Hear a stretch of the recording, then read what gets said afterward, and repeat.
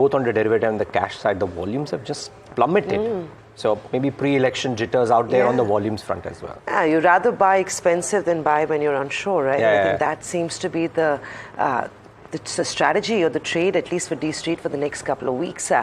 But this morning, global markets are pretty much in the same mode.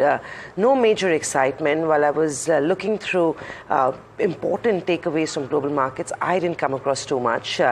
Pretty much a flat day for Wall Street. Yes, the Dow has eked out gains for the 6th straight day, but the Nasdaq and the S&P continued to see a little bit of consolidation. Tech, remember, is seeing some sort of softness in selling despite numbers beating very high street expectations. The Nasdaq actually continued to end or go home on a flat note. The Dow, like I said, has been on a good run, and the S&P also going home flat. Well, you had Neil Kashkari on Tuesday, who said that you might have to wait a little longer to see the Fed moving on rates. This morning, of course, what we also believe, it's the Boston Fed President, Suzanne Collins, who furthered that move, saying that it's going to be a while till you see inflation easing below 2%. And that's how long you're going to have to wait until the Fed moves on the rate cycle. Bond yields, 4.5, so nothing much on that. The dollar index around 105. Remember, closer to levels of 100 is when you actually see a lot of action and flows pulling back into emerging markets. Well, Asia as well this morning is having a flat morning. You've got a little bit of data that you're watching out for. Interestingly, Japan, that was trading slightly lower, has turned positive now. China, so you can see Hong Kong and Shanghai, both those markets looking better.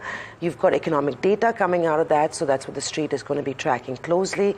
Remember, Hong Kong's been on a pretty good run from the start of this month, and the gains in the buying continues. And what we believe, the flows coming into those Asian markets are fairly sticky. Japan, on the other hand, has been giving up or letting up some of those gains, but this morning, though, it's a flat to slightly higher start for Asia. A couple of things that UBS said, and this, of course, struck my attention, and that's largely the sentiment for world equity markets. They've said that investors should stay vigilant amid global uncertainties and diversify across asset classes. What they mean is that while it's risk on trade, what we have been seeing across the world, you also have assets like gold, which are risk off trade, that have been seeing buying interest, and that may be a trend you want to continue to focus on going into the next couple of quarters. Apart from that, crude, worth a mention, it's down 7% from its recent record highs. Lower again, it was lower, but of course recovered by the time we closed, largely on back of a sharp fall in US crude inventories, which came in unexpected. So that was one space that saw some buying. The Asian markets flat. Wall Street as well not giving us much to cheer about or weep about this morning. Implied Nifty indicating to a marginally lower start this morning. So that's what we have, Niraj. I've done the global setup for you. It doesn't, I don't think we're getting too much from world markets. It's going to be focused on domestic cues again. Yeah, most certainly. And you know, as Samina and me were talking about, if you just look at what the trade setup is looking like, essentially it's lower volumes both on the cash and the derivative side, even the derivative side, which has been a really interesting part, because it's almost been that the derivative traders have been on some bit of testosterone when it comes to volumes, and that has pulled back a little bit. But the market action yesterday, I thought, was a bit positive. We ended close to marginally in the green, if you will, at the last minute of trade. Mid caps and small caps did okay. So the action seemed mildly positive. And therefore, it almost seems that the index is doing what it is doing, but look at specific pockets, because that is what will do well or not well. So what comes out? And I don't know if Samina will agree with me, but there are two or three things that kind of stood out for me. One, the commentary from Bharat Forge suggests that there are green shoots for export-oriented sectors selectively, because much as in February they mentioned that how things look choppy, yesterday Amit Kalyani on our channel came out and said that we were overcautious. Now we are correcting that stance of caution, and things are looking very, very robust on the global front in select pockets. Industrials, defense, and even on autos, so for the forging piece. So that is part one, that maybe selectively some of the global pieces might be looking okay. Two, FMCG stocks were up as a defensive bet for 2-3 sessions on a trot, but yesterday came off, and somehow the results are mixed, the commentary is mixed, and therefore the necessary tailwinds to take the index up for multiple days is amiss out there in FMCG. And Samina, I mean, you'll talk at detail about L&T, but just the fact that without getting into L&T in particular, but if L&T is saying that because of election season, the guidance is lower, you might well, I mean, people might well want to consider that why get into construction-linked stocks for the next month and a half? There are other pockets to bet on. Let's leave construction out of the picture. And that, for every reason, is fair. Brokerages as well, though, they don't seem too concerned about this. So even though the next 2 quarters for the likes of an L&T may be slightly slower or weaker, it doesn't seem like a concern. Management, of course, has reviewed its guidance marginally lower, but like I said, the brokerage is not concerned. Talking about what you said with Bharat Forge and how the global piece is looking okay, L&T draws 38% of its order book from international clients, and they seem quite convinced and certain that that piece of the business is growing, looking good. They're hiring employees. Very diverging, right? Because when you think global, you think pharma and you think tech.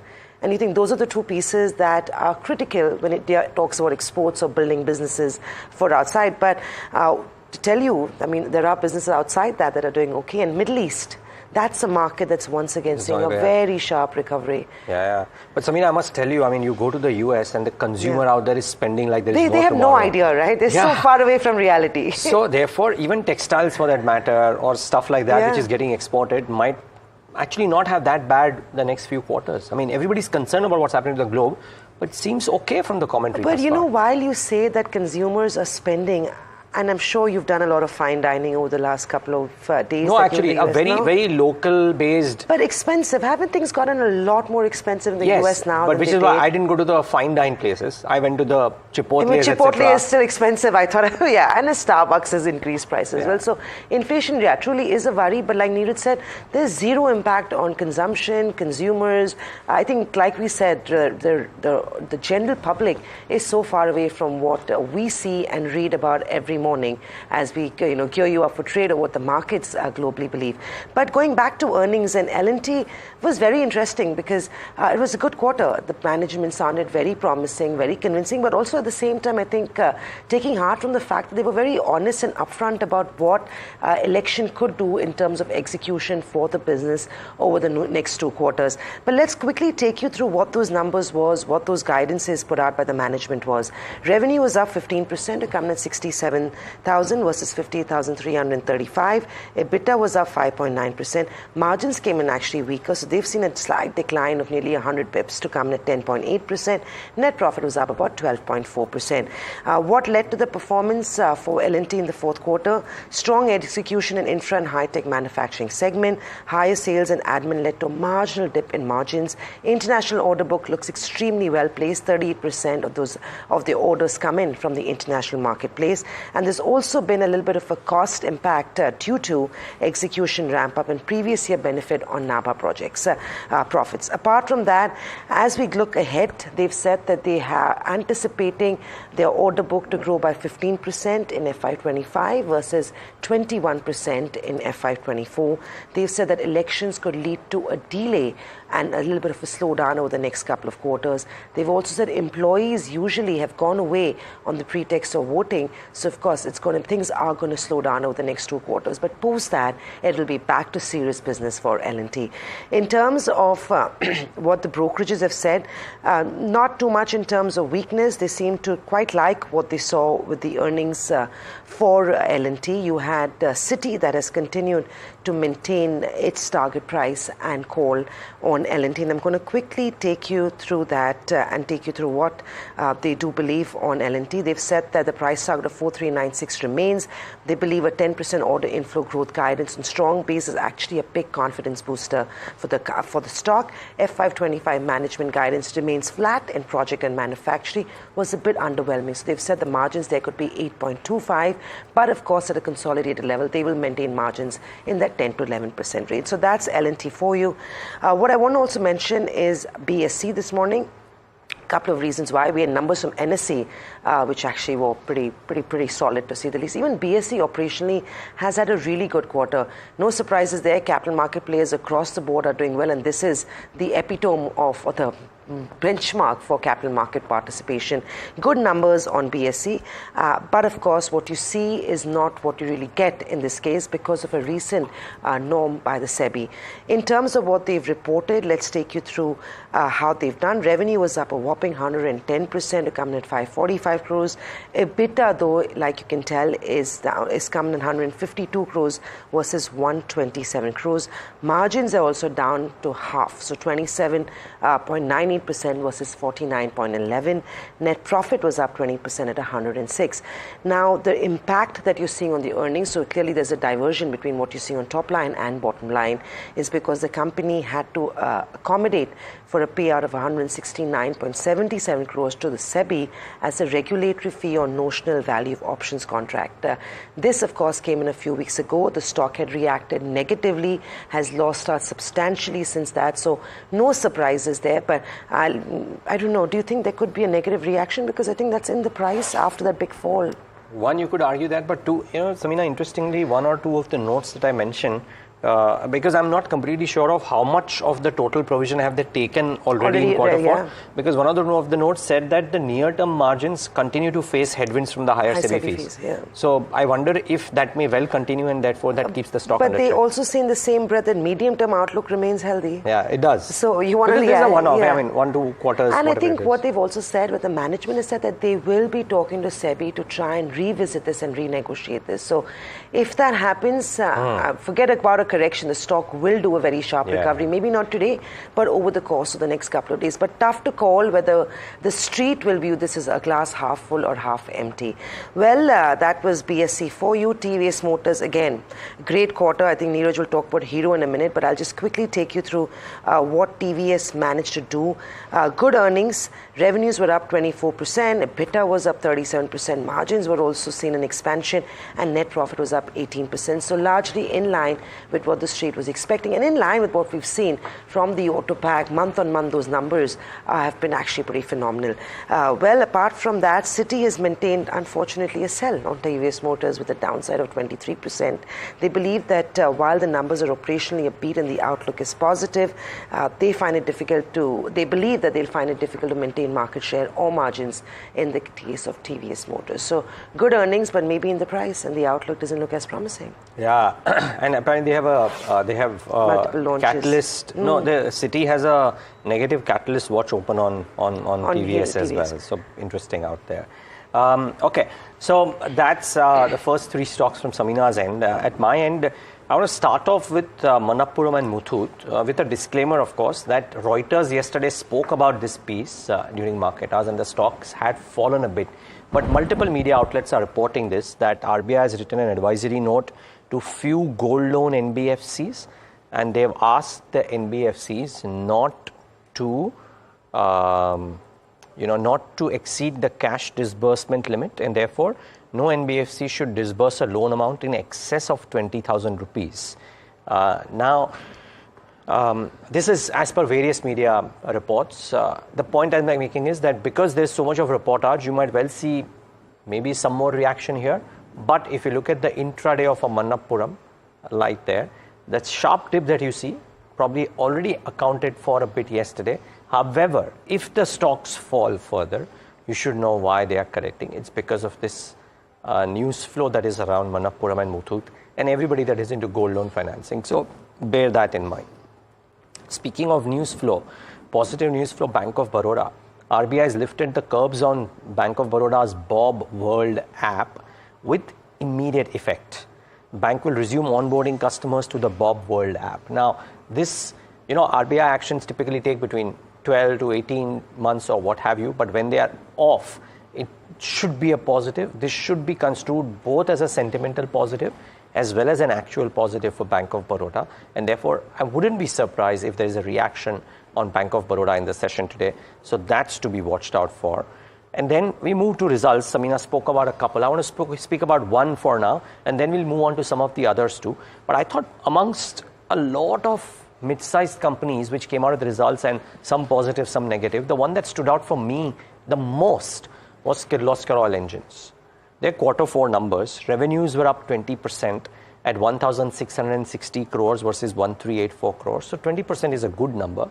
But then look below the revenue number and the operating numbers. So the margins were up 450 basis points at 18.23% versus 13.72%. That's a big jump on that base, really, 450 basis points for Kirloskar Oil, and as a result of which the net profit was up 86% at 147 crores versus 79 crores, circa 79 crores. So I would suspect that, Samina, this stock could actually have a very positive reaction in the session today. Yeah, it should be interesting. Some of these counters will see good moves. Sula Vineyards, not a big company, but I still want to bring up and tell you what those numbers look like. Interestingly, while a lot of their competitors have actually done well this quarter, Sula's had not such a great quarter. Their net profit came in at 13.6 crores, which was down about 4.5% if you compare it to the same quarter last year. They were impacted by very weak operating margins. Revenues from operation grew 12%, as you can tell, but of course, on the bottom line, they've taken a hit. So Sula should be getting a little bit of a thumbs down in today's day of trade.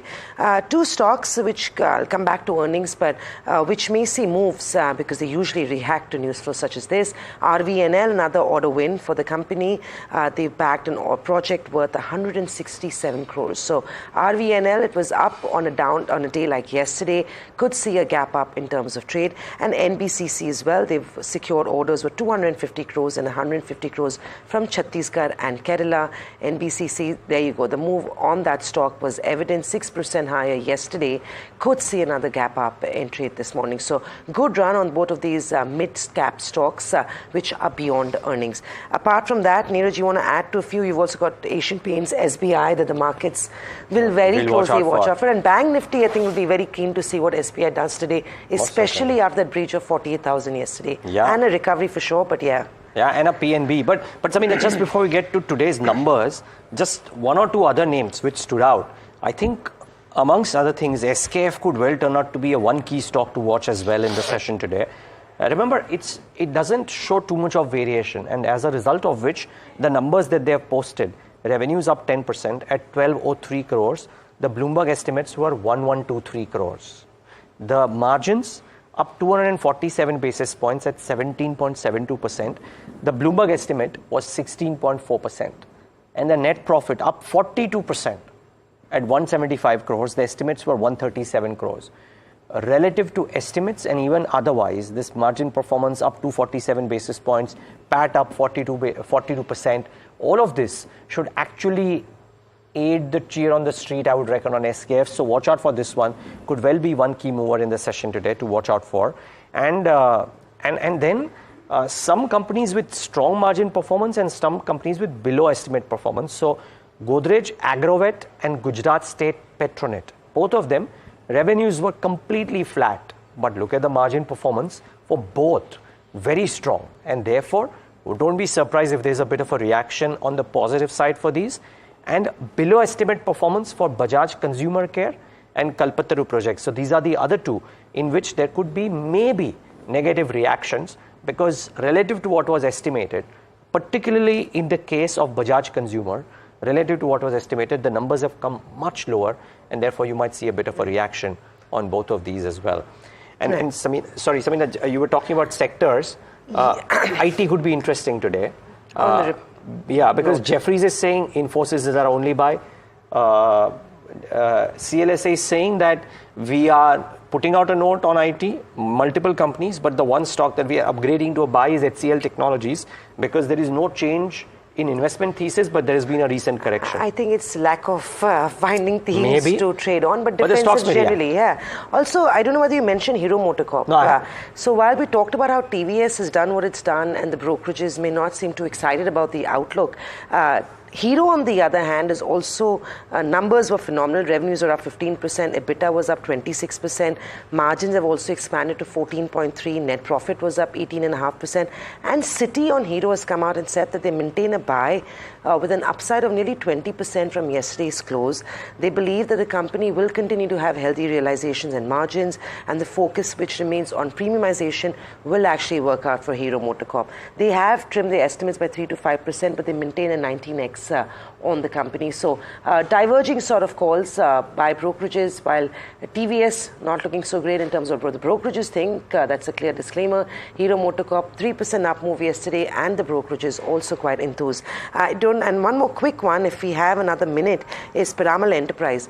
Weak numbers, stock is going to get trashed as we expect in the early minutes of trade. And you also had Kalpataru Projects. They've actually run a good quarter. Small company, but it's usually the small ones that actually, no, maybe that's not completely true. You also have big companies these days that see big swings in trade. But they reported good profits. Operating numbers look good. Margins have come in better. Bottom line, top line, a clear beat in terms of Kalpataru Projects. Well, and speaking of TVS, speaking of Hero, speaking of Bharat Forge's numbers as well, I think autos is in the fast lane. Let's get in Abhishek Gaushinde, Deputy Vice President, Research at Sharekhan by BNP Paribas, who joins in right now to talk about all of this. Abhishek, great having you. Thanks for taking the time out. This is Niraj here. Good morning. Let's start off with the two-wheelers first. What did you make of the numbers thus far, and particularly the slight beat that Hero seems to have shown? Okay, so broadly, you see that numbers from both of these companies have been slightly better than our estimates, and side by side touching the upper end of the street size estimates. So, what is the critical thing to see in the Hero MotoCorp and the TVS Motor at this point of time is that they are reporting consistency in their EBITDA margin, despite having investment and the increase in the focus on the EV business. Say, for example, Hero MotoCorp has reported an EBITDA margin of 14.3%, but there was a drag of 130 bips in EBITDA margin due to the EV business. So excluding the EV business, IC business EBITDA margin is above 15.6% kind of a thing. Similarly, TVS Motor has been consistently maintaining 10% plus kind of a margin for last 11th quarter, and this was the third quarter when it reported an EBITDA margin of above 11%. And despite that, it's increasing market share and in the EV business. So going forward, when the EV business will mature and started to contribute to the EBITDA, we will see a definite improvement in the blended EBITDA margin going forward. Plus, second thing that what is happening across the two-wheeler sector is that they are continuously expanding their product portfolio. In FY25, we will see multiple launches in EV segment from all of these legacy players who have been considered as a laggard in the EV segment 2-3 years back, but now the larger part of the market share is being considered by these players. And on top of that, one thing also we have observed common in most of the commentaries from the two-wheeler players is that they are now started seeing some kind of a revival in the rural sales, and a similar kind of thought process or the commentary we have also observed from some of the FMG players. So in FY25, we believe that beyond this premiumization, uptick in the rural sales is one of the important things to watch out for. Abhishek, we did catch up with FADA yesterday as well, and we tried to understand what the dealer checks were looking like. And while the numbers that have come in look actually pretty phenomenal in terms of growth, and we've seen that on monthly sales numbers, we've seen that in the form of earnings by some of these companies, he seemed fairly cautious that into the next quarter things could turn a little rough.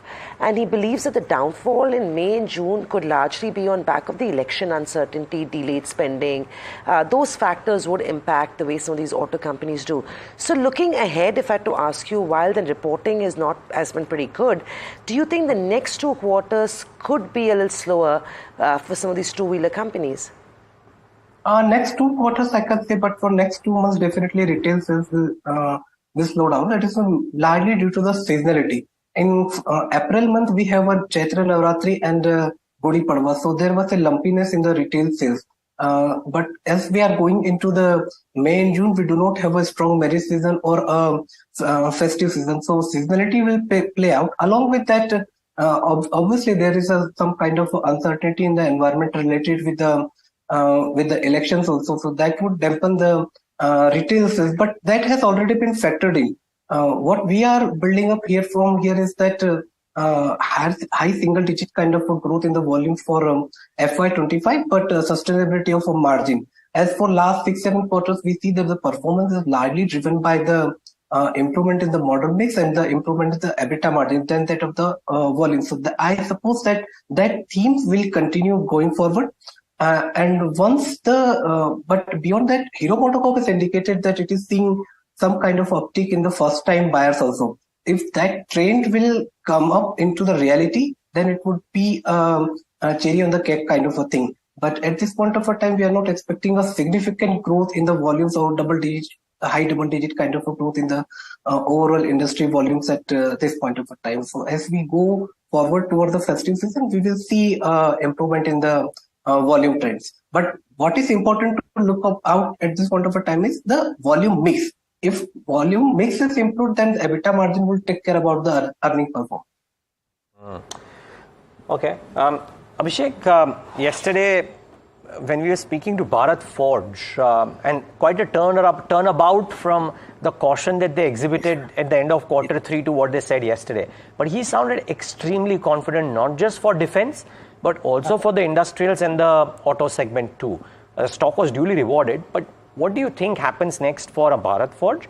And what does that commentary signify for some of the other auto anchors which might have global exposure? See, the Bharat Forge is uniquely positioned in the automobile space. It is a combination of auto plus capital goods sector. Now, it has been talking more about the defense, aerospace, and other non-auto segments compared to the auto space. So auto space, what we see that in auto segment of this Bharat Forge, we may see PV segment, the performance from the PV segment may outperform the CV segment. And CV segment is expected to, the growth in the CV segment is expected to moderate in the next year globally in USA and in India also. But PV segment will take care about its performance. And second is on this defense side. So compared to the past, when in non-auto segment, it was completely dependent on the oil and gas segment. But despite the weakness in the oil and gas segment, the company has been performing well, mainly due to the incremental orders and the execution from the non-auto segment. And when we go ahead from here, we will see some other new sectors, including the EVs, would also start contributing to the revenue and the performance. So what I conclude from here is that it is not a pure play automobile story, which we can compare it with the other peers in the auto sector. It's a combination of auto plus non-auto segment, which is a proxy play to the global automobile and the non-automobile engineering segment. Plus, it is considering its balance sheet, strong product portfolio and experience. It is also a good play to play on this theme of China plus one and Europe plus one kind of a theme. Abhishek, list it out for me, right? I know things may be up and down for the next 2 months, but from what we've seen going ahead, if an investor is watching the show, what are the 2 or 3 stocks that you would recommend a buy on today? And when I say today, I don't mean it for today, but yeah, starting today. Yeah. So in auto space, continuously we have been maintaining our positive stance on Hero MotoCorp and Tata Motors. So Hero MotoCorp is clearly has been performing well, consistently improving its EBITDA margin, and side by side it's available at a cheap valuation compared to its peers like Bajaj Auto and TVS Motors. This premiumization play is something which has been expected from the company for a long, and now it has been playing out well. Similarly, in the Tata Motors case, beyond its operating performance, the cut down in the net automotive debt is something which has been attracting the investors, and we continue to make our positive stance on these 2 stocks in the automobile space. It's Tata Motors and Hero MotoCorp. Tata Motors, which of course even technically was looking all set and ripe for a breakout last week, has given up some of its gains. It's now sub 1,000, making it even more compelling, I guess, not just fundamentally, also in terms of what we've seen in light of the recent weakness on the stock. And Hero MotoCorp, both those counters are the big picks coming in from Abhishek. Thank you, Abhishek. Great talking to you today. We'll of course connect back with you very soon. And on that note, we'll take a break. Implied Nifty indicating to a flat start with a little bit of a negative bias. Bank Nifty is going to be important in terms of today's trade. Remember, SBI, amongst others, will be reporting numbers. May add some direction to Bank Nifty today. We'll take a break. We'll come back. Agam on the other side will take us to the FNO setup as we get off for trade.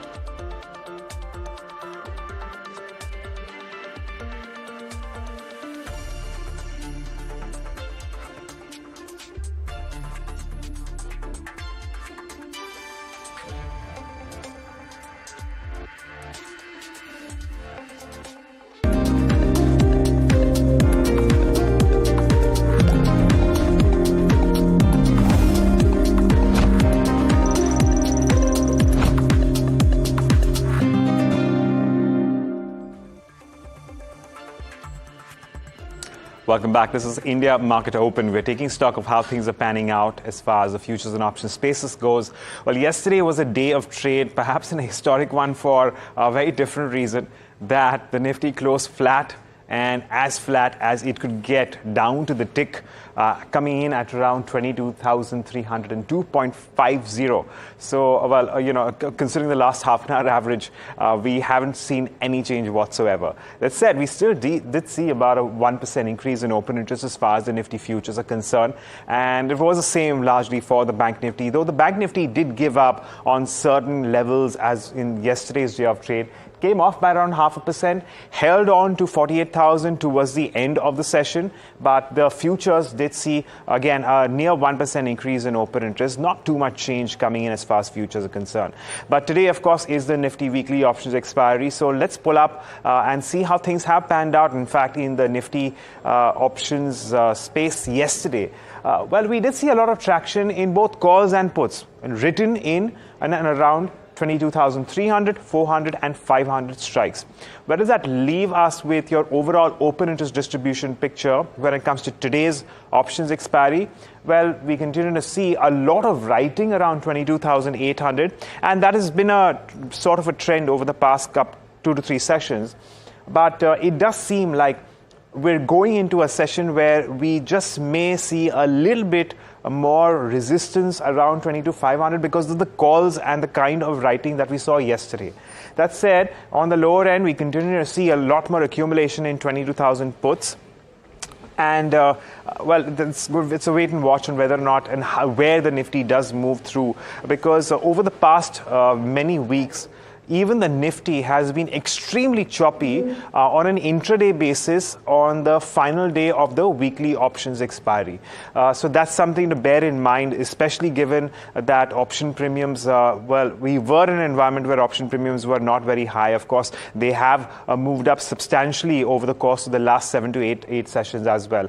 But let's talk about stocks then. And, well, overall, of course, we're keeping an eye on Pidilite reacting to earnings, TVS Motor Company, on the other hand, also coming out with a strong set of numbers, which will in fact react today. And Voltas, on the other hand, looking at shorts. ABB and Piramal Enterprises, on the other hand, also looking at a good amount of increase in open interest towards their respective futures. But in terms of stocks which saw unwinding, about a short covering for Navin Fluorine, UBL recovering substantially from day's lows yesterday, Gujarat Gas, Lupin and Max Financial, among others, which well, are also in focus. But we have a breaking story right now. I'm going to hand it back over to Samina. Thanks, Agam, for that. But yeah, like you said, big breaking coming in now after mass sick leave by senior cabin crew halted operations for Air India. 25 Air India Express protesting cabin crew members have got fired. My colleague Vishnu Shom joins in with more on that. Vishnu, good morning. Lots of developments, and it's a busy morning from the look of it. Yes, it is indeed. And, this entire crisis within Air India Express seems to be getting, in a sense, worse because of 2 important aspects. Firstly, we have now learned that at least 25 cabin crew members who went on protest by turning up sick and switching off their phones in many cases from all across the country have now been terminated. These terminations began late last night. I believe they've continued into the early hours of today. We've had a look at a couple of these termination letters as well and have confirmed that they are in fact authentic. What is the airline now doing? The airline is going to be operating on a restricted basis of operations for the next couple of days, I believe till the 13th of this month, by which time they hope to regulate or find some sort of normalcy back in their operations. Why is this the case? because these cabin crew members, the senior cabin crew members, are an important part of their flight operations. If many are being terminated, then they need to be in a situation when they can regulate their flight operations. So that's going to take some more time. In the interim period, today, at least 76 flights have been impacted. I'm using the word impacted and not cancelled because of the 76, many flights will be cancelled, others may be delayed. There may be some other group aircraft, in other words, Vistara or Air India aircraft, which could be brought into service to take passengers as well. So that exact number we don't have as yet. But yes, the terminations of protesting employees has begun as of last night. For that, they are getting penalized for that mass sick leave that did see operations being halted for Air India Express. Between Tuesday to Wednesday morning, you had 70 flights that had been cancelled. Remember, it's 300 employees that actually called in sick and switched off their phones, and that has led to 25 of them, senior cabin crew, being fired. Well, we'll go back to Agam and back to the focus on the F&O space. I believe, Agam, you're joined by Rahul for trades this morning. Yes, absolutely, Samina. Let's get in Rahul Ghosh of Hedge.in, coming and joining us this morning. Rahul, good morning. Thank you so much for, taking the time out. Once again, as usual, let's start off with your assessment on what you make of the key benchmarks, the Nifty and the Bank Nifty, levels to watch, and perhaps also the kind of options that you're deploying here. Good morning and thank you for having me. So first and foremost, it's very important to understand at the current juncture when Nifty at 22,300, there is no position to be taken on either side, which are not options. If you all take directional positions at this point in time, it could very well lead to getting stopped out on either side. That's very important to be understood. Why this is because between 22,000 and 22,200, we have a level of support. And above 22,500 is only when we have some room on the upside. So that is firstly very important to be understood. Secondly, when it comes to options, you can play around a lot. One point that has to be kept into mind, that is there was very large FII selling yesterday. So if you look at the FII selling number yesterday, I think it was in excess of 7,000 crores, which is not a small number for a very, very long time. So that is something to be taken into cognizance. Keeping that in mind, we would plan a bearish strategy, a modified put butterfly. If you give me the go-ahead, we'll go ahead and explain the strategy.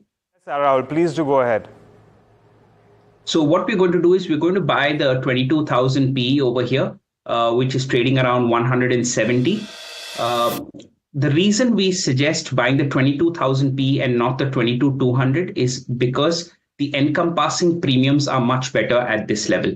We initiate this strategy only when Nifty crosses 22,350, which is about 50 points from where we are. We buy the 22,000 PE, we sell the 21,700 PE 2 lots, and we buy the 21,550 PE. That is the strategy. The net outflow of premium from here is about 70 odd rupees or 80 odd rupees, depending on where markets open. So the risk in the trade becomes only about 900 rupees in case Nifty doesn't go up or doesn't stay sideways. One more very important point, in case Nifty goes up and does not go down as per our view or does not stay sideways as per our view, we simply roll up the calls from, roll up the puts from 21,700 to 21,800 and so on to cover as much ground as we get, thereby reducing the debit even further.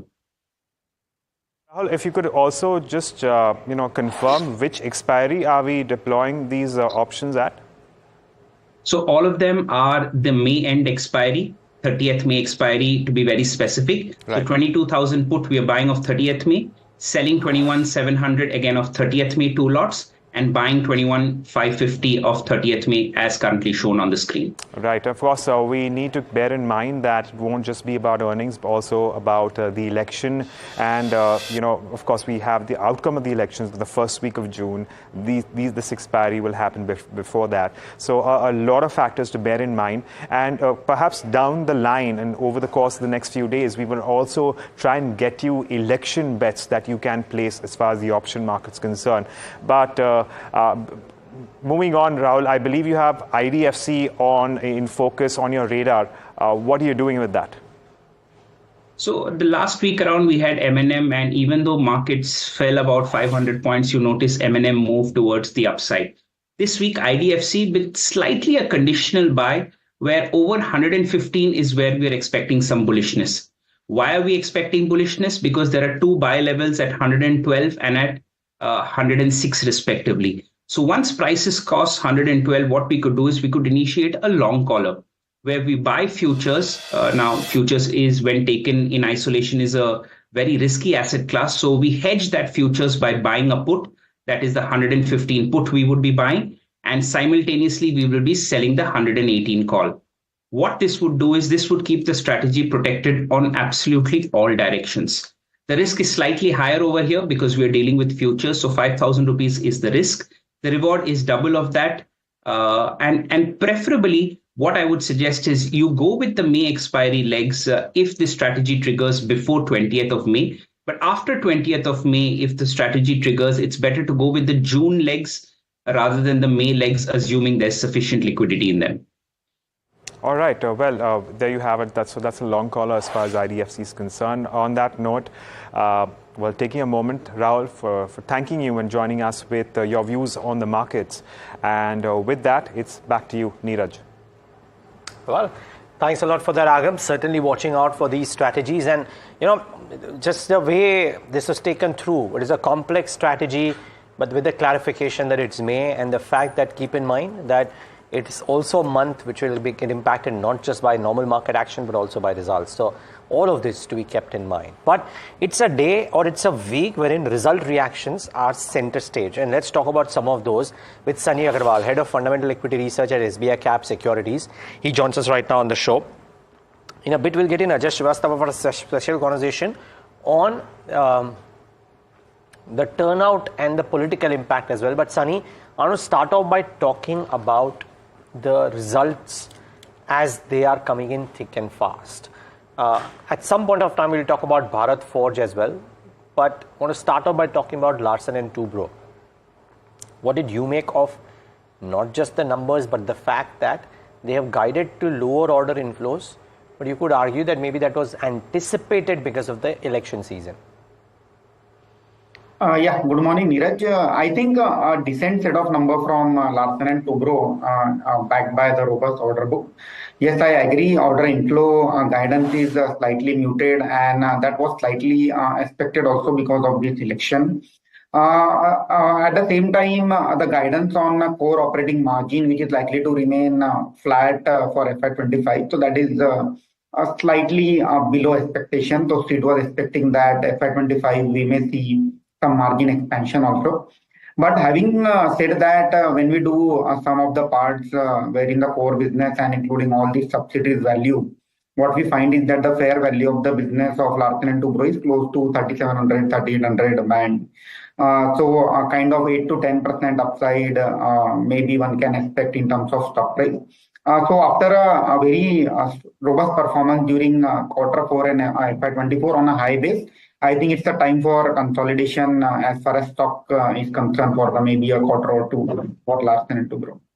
Consolidation on L&T is what Sunny believes could be par for the course over the next couple of quarters. Sunny, Hero versus TVS, either of them or none of them? So I would like to go ahead with Hero MotoCorp. The reason being that the valuations are relatively cheap, and we have seen a very robust delivery on all the front from Hero MotoCorp. And especially the mass segment is where the Hero MotoCorp has always had leadership. And there they are witnessing a green shoot, a healthy volume outlook. So if you go through the con call, April month has been very robust for Hero MotoCorp, and even management has sounded out that May and June will also look very pretty robust in terms of volume growth outlook. So our fair value for Hero MotoCorp is close to 5,500 rupees over the period of next 6 to 12 months. TVS Motor, again, they have delivered a very robust set of numbers where we have seen again margin above double-digit margin consistently in TVS Motor also. But in terms of valuation on a relative basis, I think Hero MotoCorp is a better bet at a current juncture. Hero Motor Corp, and that seems to be unanimous from the big brokerages to, of course, Sher Khan that we spoke to, and now Sunny, who all believe that Hero Motor Corp is a relatively better pick as compared to TVS. Shrikant Chauhan of Kotak Securities joins in. Shrikant, I'll start with the same question to you. Technically, Hero versus TVS, what would you buy this morning if you would buy either? Good morning, everyone.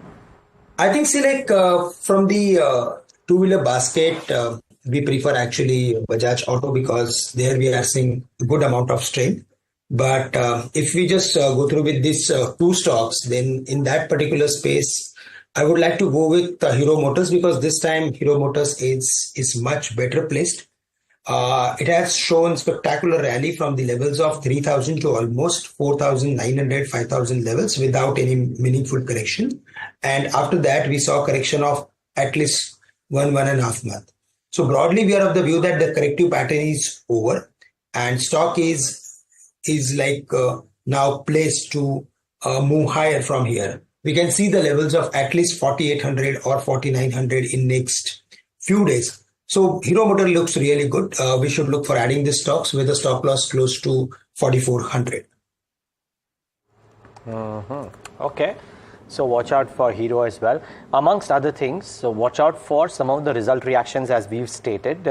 And very likely that Tata Power could be in focus today after the fourth quarter numbers because most brokerages are not as constructive post the numbers.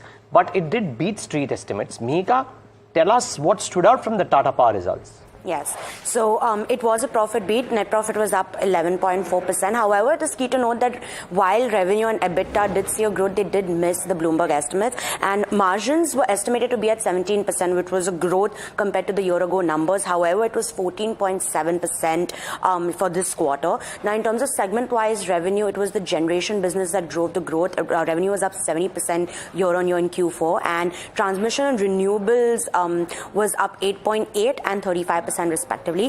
One of the key growth parameters for the company was their solar segment. Now the utility scale EPC order book is at 13,385 and the company's won orders of 100 megawatts, which is worth 470 crores during the quarter. Now 47% of this order book is from the Tata Power Group companies, while 25% is from SJVN and 7.5% is from NTPC. Now the solar segment, which is the rooftop segment, now they won orders of 286 megawatts of solar rooftops, and the third-party rooftop order book is now at 772 crores, which was just about 100 crores a year ago, and the company is set to benefit from the government's rooftop project. And lastly, was a key highlight was their solar cell and module plant. Now, they have a 4.3 gigawatt solar cell and module manufacturing plant, which did start commercial production in Q4 and produced 1,300 megawatt modules in Q4.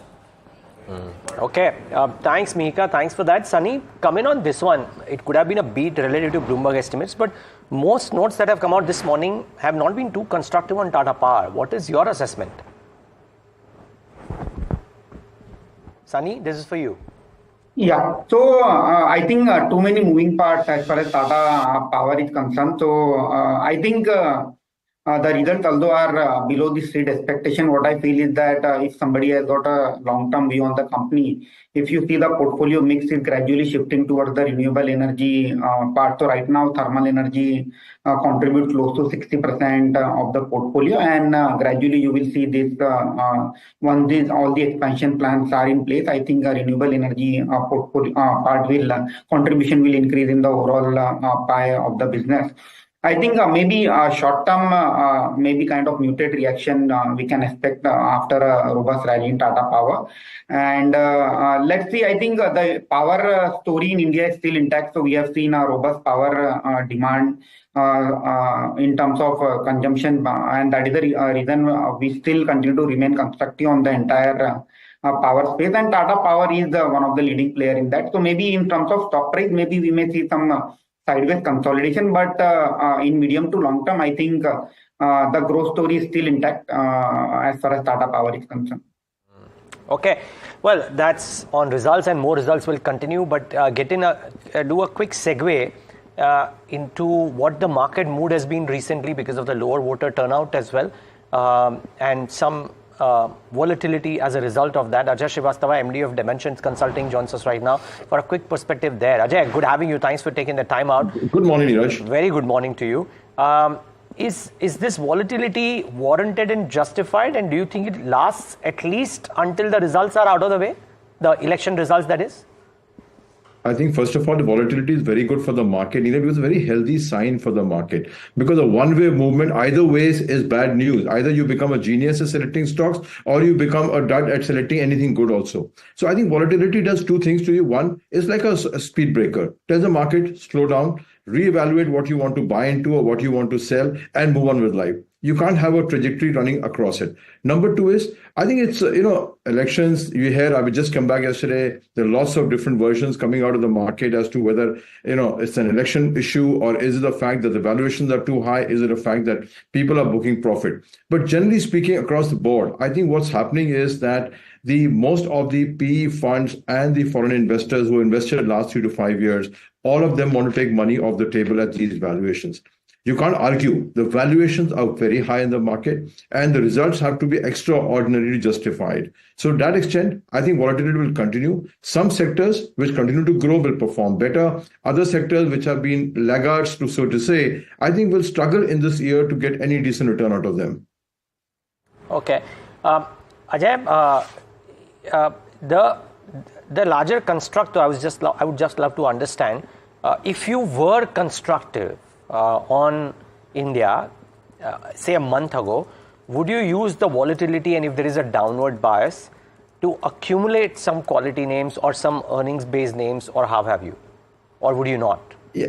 See, I think the question is, are you in those sectors? One of the key performing sectors, like Niraj, for instance, has been the capital market-related sectors. Right. Whether it's a stock exchange, whether it's a depository, whether it is the exchanges, I think and whether it's the AMC, if you look at the composite set of sectors affecting retail investment in this country, that's been a significant re-rating in the last 6 to 9 months. And if you got left out, I think it's a good idea to go in and buy at every correction, if you get a correction. The results are very good. So the whole sector of retail capital market stories is coming together very nicely in the market, and it should give you annuity income, and it should give you a lot of growth, straight leeway to growth in the next 1 to 2 years. That segment is fine. The trouble is coming from a different part. Trouble is coming from the consumption sector.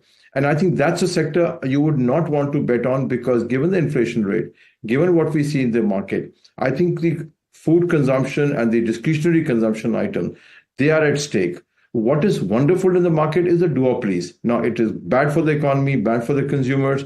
But if you see any correction in the market, there are certain sectors like telecom, airlines, where literally there's a duopoly. And if you've got left out, I think it's a good idea to go buy in. So as I said, where earning trajectory is good, and I think you should go buy in. If you have a correction in a multiplex stock, obviously you don't go buy the stock. But if you have a correction in airline stock, I would certainly recommend that you go buy the stock.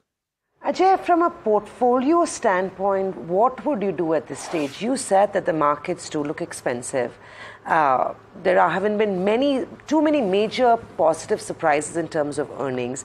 There's also a little bit of a lack of fresh triggers in that sense, and you have a little bit of uncertainty around the earnings. Would you take a cash call at this stage? Expensive markets, fair for investors to take some profit off the table, maybe sit around 10-15% cash and re-enter the markets once a lot of this is behind us. Is that a fair way to look at it, or would you say fully invested if you're not an FII? I wish I could predict the market, but one thing I know for sure, that if you've not taken profits and enjoyed your life, I think you're going to miss out a lot. This, I don't know till what time will you keep on going. So my recommendation always to everybody I meet across the board is, guys, you need to enjoy the life, enjoy the profit, and put the money in the bank. Very clearly, you're right, absolutely. Put some money in the bank and use the money, buy things which you never thought you wanted to buy absolutely useless gadgets if you have to buy that, go for a holiday you want to do. So I think profit booking should be intrinsic.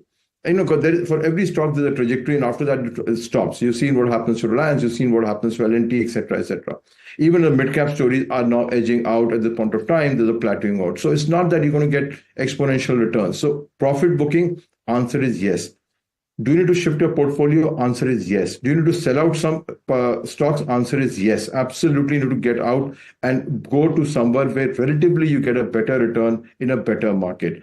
And whether the price goes up or down later on, I can't predict. But what I know for sure is that the life that you lose by not spending money on yourself will not come back to you. So a little philosophical, nothing to do with market, but to say, spend money on yourself if you made money rather than wait for something else to happen. And neither the money will be there, neither age will be on your side. Life is short, and I think Niraj wanted to comment on that. He almost had heaved a sigh of relief. So No, I'm just saying that these days we are hearing a lot, right? Buffett saying that think of the person that you want to spend your last day with and go and meet that person. Why so dark? Ajay is saying that, hey, go out and enjoy the money. So we're seeing a lot of that these days. Yeah, well, people are going and buying homes or they're not buying homes. It's anybody's guess. So, but yeah, go shopping. Ajay is traveling. Okay, so it's all about lifestyle. That's what we're going to spend all our money on. Niraj is just back from the US, so we know where he's spending all the money. I told you, you guys are rich guys. Not you guys. It's you guy and the girl is not rich. But we okay, sorry. Euphemism. Oh my God. That's a faux pas. No, I'm kidding. We'll take a break. Ajay, stay with us. We'll come right back. And of course, pick your brains on what traders should be doing and investors should be buying.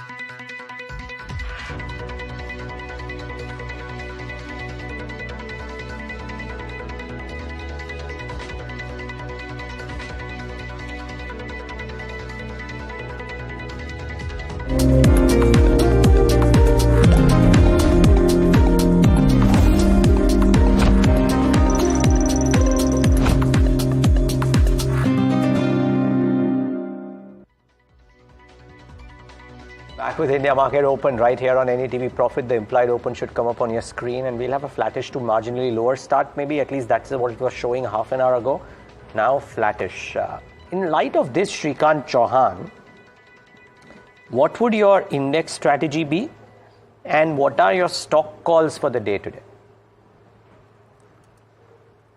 Yeah, good morning, Niraj. Very good morning.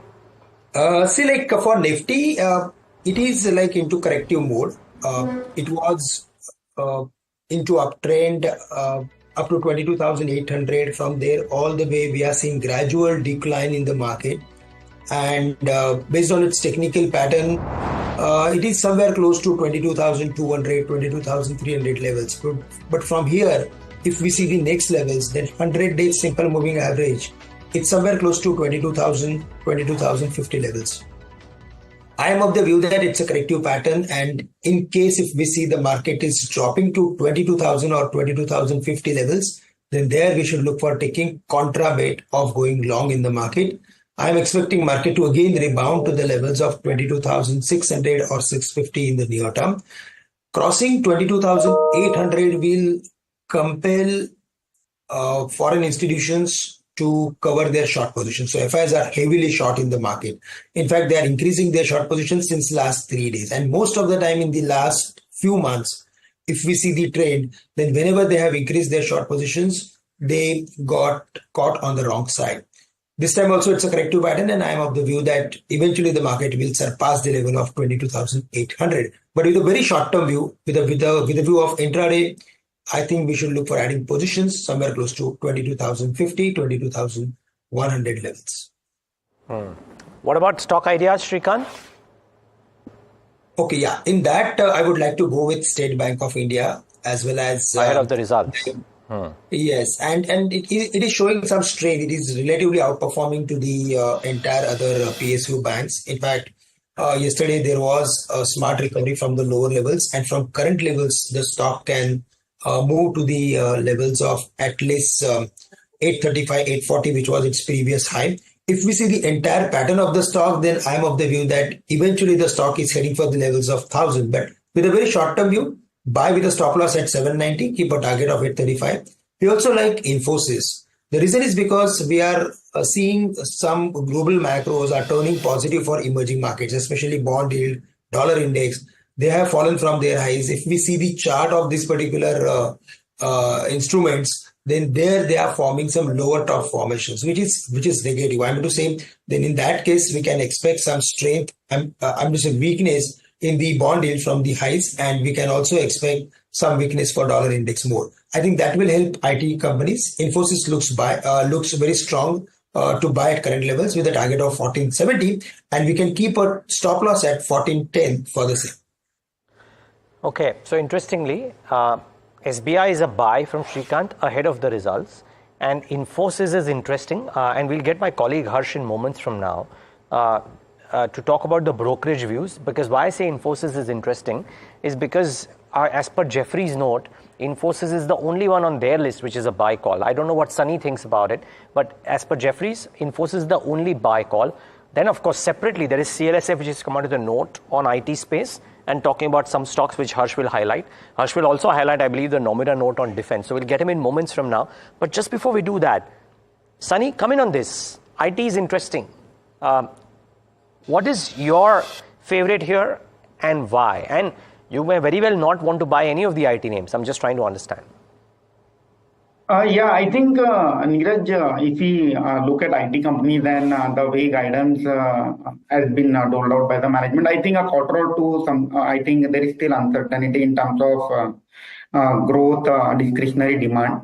However, having said that, in terms of valuation, definitely there is an comfort which is emerging on a relative basis in a large cap IT pack.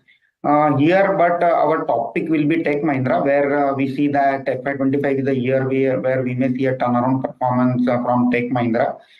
So on a relative basis, Tech Mahindra is our topic, and my second in line will be TCS, where again I find on a relative basis their commentary was much better than other large cap IT peers. So we are suggesting Tech Mahindra and TCS among the large cap IT peers, and in the mid size we are recommending KPIT. So very strong set of number from KPIT, and at the same time outlook continue to remain very robust. Although on valuation front it's slightly expensive, but looking at earning growth, I think the premium valuation is something which KPIT will continue to sustain. Well, yeah, and stronger commentary from that one for sure. Out there. But speaking of IT, like I said, there's, I believe, a brokerage note that has come in amongst a slew of other brokerage notes, and Harsh highlights amongst the top one or two notes. And Harsh, if you have a note which is on IT, let's start with that and then something else. Well, there's a CLSA note on IT, Niraj. In fact, they've spoken about all IT players. They've reduced the target price on TCS a wee bit. They've continued to believe that Tech Mahindra is their top pick.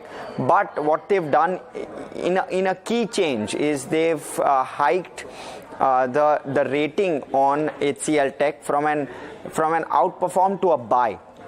what they're suggesting is that valuations have come off, and this correction could well be a good buying opportunity in HCL Tech. They believe that there are multiple structural positives over the next 4 to 5 years, and they've taken those steps in the last 3 to 4 years, which should play out going forward. The macro outlook and cost optimization in the current environment seems to favor HCL Tech, they believe, and it's the most stable management, and therefore order wins will continue to be quite solid according to them. In terms of the valuations, of course, the cool off in valuations helps. The target price they've given is 1524, which is a 16% upside from here. But what they're also suggesting is the 4% dividend yield along with the 16% upside gives it a 20% 12-month kind of a return, which is quite solid. That's the one that they highlight. The other one is Nomura. They've initiated coverage on both BEL as well as HAL and the whole defense pack. In fact, they believe has positive tailwind. Specifically on HAL, 28% upside from here. They believe that the re-rating in terms of value will continue to happen. They expect revenue to grow at 14% over FY23 to 26, EBITDA at 11% and PAT at 23% over these 3 to 4 years. So very strong PAT growth is what they're already penciling in. In fact, PAT will double is what they are really penciling. Very similar for BEL, very similar kind of commentary. Very strong return ratios. They believe will continue to justify the premium valuations. 32% upside is what they ascribe to BEL. So 300 being the target price. They believe that the order backlog is quite strong. The opportunity is quite large, and they're forecasting ROEs to go from the sub 24% mark to almost 28% over the next 3 years. So again, extremely strong with regard to profitability and ROEs. Right, that's a pre-open tick on BEL. That's what we're getting in. Sunny, you want to come on defense? I'll get Shrikant's view on the charts, but BEL, Mazgaon Docks, HAL, BDL, the list is extensive. All these counters were the theme running up to elections, and of course now there are reports from Nomura as well. How would you approach this sector, and do you feel like there's any opportunity value over here to pick up? Yeah, definitely. We are positive on a defense as a sector, and the kind of order book on which these companies are sitting on. I think at least next 2 years seems to be very robust in terms of earning growth. But within defense, we find more value on the shipping side. So companies like Mazgaon Dock and Cochin, GRAC. So these are the 3 counter where we find valuations are relatively cheaper as compared to other peers. At the same time, the execution of the order book is likely to be very robust over the period of next 2 to 3 years. So I think here my top pick will be Mazgaon Dock from a shipping front. On aerospace side, I think HAL, no doubt, HAL has been doing very well on aerospace side. Even smaller peers like Premier Explosive, which are kind of ancillary to the defense. So these are the few data patterns. So these are the few companies, Paras Defense. Again, they will be a natural beneficiary of robust order book execution by the larger OEM player. So I think even these guys looks attractive from a medium to long term perspective. Right. Shrikant, on the charts, after a few days, HAL is seeing a little bit of an uptick. BDL also is showing a flat to slightly higher start, and so are some of those Cochin shipyards and Garden Reach. Anything for today, for the month of May, would you buy on a trading pump for some of these defense names, on any of these defense names? Yeah, from the defense space, we like Hindustan Aeronautics based on its technical pattern, because whenever the stock has fallen, it has formed always a higher bottom as compared to its previous swing lowest level. This time also, when there was like correcting activity in the stock from the highs of almost 4,000 to 3,700, we saw a good amount of recovery in yesterday's trading session. In fact, it has formed a bullish engulf pattern, which indicates that there was specific buying interest in yesterday's session for the stock. We are of the view that it is heading for at least 4,400, 4,500 in next few weeks. It will take some time, but with a very short-term view, I think this 3,600, 3,500 is going to act as major support for the stock. In case if there is any correction because of any reason, because the markets are volatile, then I think we should look for adding HAL to the positional portfolio. Okay, now some stocks post pre-open session. Manappuram and Muthoot, both of them have started off lower. So while they corrected about a couple of percentage points yesterday, I think if you look at what's happening right now, 4.5% down for Manappuram and Muthoot Finance down about 5%. So that's the first set of stocks. Then you look at result reactions, and SKF, with that margin expansion that they've shown and the performance that they've shown, the stock is up 11%, highest ever margin and sales in the last 13 quarters. And just for comparison, SKF EBITDA was up 28%, while Schaeffler was up 5%. SKF PAT 42%, Schaeffler PAT was flat. So no surprise that SKF is showing what it is showing. Bearing stocks, Sunny Agarwal and SKF in particular with what it has done. But it's up 11% already. Would you buy it? Yeah, I think Niraj, after 1 year of kind of muted earning growth, I think fourth quarter is the quarter where we have seen a very strong commentary and earning growth from both the bearing players, whether it is Schaeffler and SKF. Definitely, I will be buyer in both the names, both Schaeffler as well as SKF. The logic is very simple. All the end user segment, whether it is industrial or automotive, they are doing well, and I think earning growth is something which we will continue to see over here. Although in terms of valuation, both the stock may look expensive, but again, I would be buyer in both the name from a medium to long term perspective. Okay, watch out for these. By the way, Tata Power is starting off soft. Like we said that some of the brokerage is not very constructive on the stock, and I think it's about 1.5% lower. A quick thought out here, Shrikant Chauhan on Tata Power. Is there a trade here? I think the stock is under some profit-taking pressure. It is finding difficulties to sustain whenever it is moving towards 440, 450 levels. But at the same time, around 400 levels, the stock is having excellent support. So in case if we see any further more weakness in today's date, I think there we should look for adding positions. It is currently at in-between levels. So let it fall to the crucial levels. I think close to 400 levels, it looks really compelling way to buy and hold. Right, that is the Tata Power trade that we're talking about. But in the meantime, it's looking bad for some of these mid-cap names that will see a sharp downtick in trade. So Piramal being one of them. Earnings were a disappointment. The stock should get a hit. Tata Power, CLSA has called it a weak quarter, and they've said that the quality of results remains challenging with a one-off dividend which has supported PAT. That's probably why the number on the face of it didn't look bad, but the stock reaction, of course, down about 2%. Very quickly, Shrikant, we only have about a minute and a half, so you have 40 seconds to go. One top stock to trade this morning. Yeah, I would like to go with State Bank of India. The reason is because it is relatively outperforming and it is still very above its important levels of 790, 795. So here we are expecting further more activity, and in the long run also we are expecting this stock to do well. State Bank are at current levels, buy with a stop loss somewhere close to 790. Well, watch out, and SBI is amongst Shrikant Chauhan's top trades as well. The other one, Kirloskar Oil Engines or Godrej Agrovet should come up on your screen. I wonder if the pre-open rates have shown a material uptick or otherwise. 8% for Kirloskar Oil, so that is doing okay. And L&T should come up on your screen, and I wonder if that order inflow or disappointment is so stark. Well, we just have 30 seconds. Can't take a question with Sunny, but maybe can take this question with Shrikant. Shrikant, maybe we revisited L&T already, but this 5% downtick. Very quickly, 20-second answer. What would you do with L&T on open? I think it is better to stay away from taking any long positions at current levels. Let it fall to the levels of at least 3,000, 3,050, where the stock is having excellent support in terms of technicals, as well as our fundamental fair value is also close to 3,000 levels. So at these levels, it is better to stay away. Okay, this level better to stay away. And by the way, viewers, keep in mind something that we spoke about, both me and Samina, on the trade setup, that this might well have a cloud on some of the other construction infra names, because people might just say, let's wait for the time being. The long term is good, but the next 1.5 months, why be in a hurry to get into some of the construction names? Let the dust settle. Watch out for the implied impact on some of the other stocks. But here are the first rates.